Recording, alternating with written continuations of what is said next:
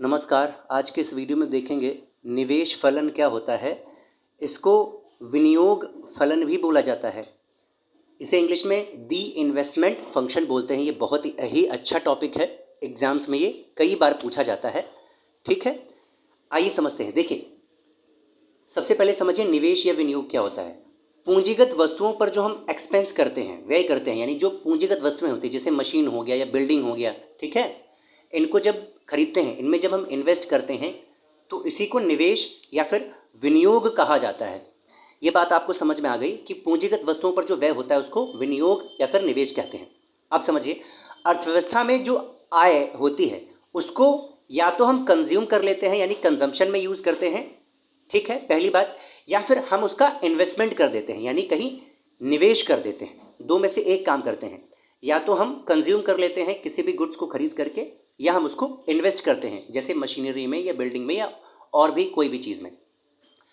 जब लोग बचत यानी सेविंग करते हैं तो वह इस बचत किए गए धन को अपने पास नहीं रखते हैं। क्यों? उसमें उनका घाटा होता है, बल्कि इससे और लाभ या फिर इंटरेस्ट यानी ब्याज कमाने के लिए इस धन को बैंक में या फिर नया प्लांट बनाने में या बांध बनवाने में, सड़क बनवाने में या फिर बिल्डिंग इत्यादि बनवाने में खर्च कर देते हैं, वहाँ पर ये लगा देते हैं। ऐसा क्यों करते हैं? क्योंकि अगर सेविंग घर पे पड़ी रहेगी तो वो फ़ायदा नहीं देगी।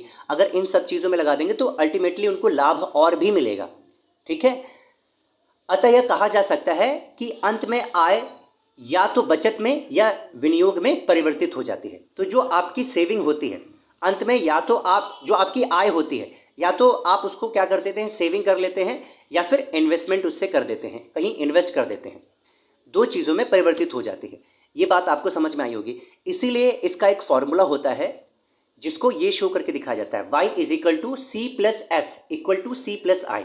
यानी y जो है वो आपकी इनकम है, इक्वल टू इनकम को या तो c मतलब कंजम्पशन या कंज्यूम कर लेते हैं, c प्लस एस यानी सेविंग कर लेते हैं, या तो कंज्यूम कर लेंगे या सेविंग कर लेंगे, या फिर कंज्यूम कर लेंगे और इन्वेस्टमेंट कर लेंगे। इसीलिए इक्वल टू के बाद में c प्लस आई दिखाया गया है।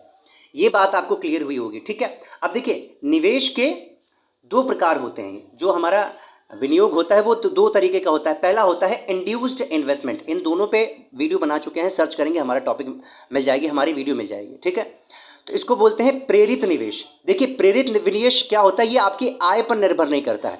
जैसे जैसे उपभोग बढ़ता है, कंजम्पशन बढ़ता है वस्तुओं का, अगर उसकी मांग बढ़ती है, ठीक है, तो ये जो इन्वेस्टमेंट होता है वो बढ़ जाती है।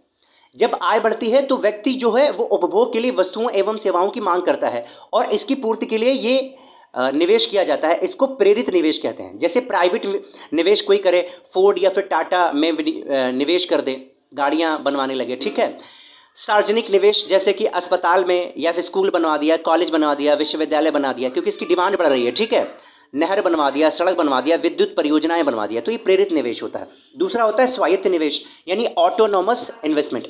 यह वह निवेश होता है जो आय के स्तर पर निर्भर नहीं करता है, मतलब बड़ी मात्रा में किया जाने वाला जो सार्वजनिक व्यय होता है, जैसे सड़क, पुल, रेलवे लाइन बनवा दिया, बिजली घर जो सार्वजनिक होता है सरकार कराती है, अस्पताल बनवा दिया, शैक्षणिक संस्थाएं जो बड़ी बड़ी यूनिवर्सिटीज़ होती हैं उसको बनवा दिया, तो इसको हम क्या कहेंगे, ऑटोनॉमस इन्वेस्टमेंट कहेंगे। और ये फिक्स होता है।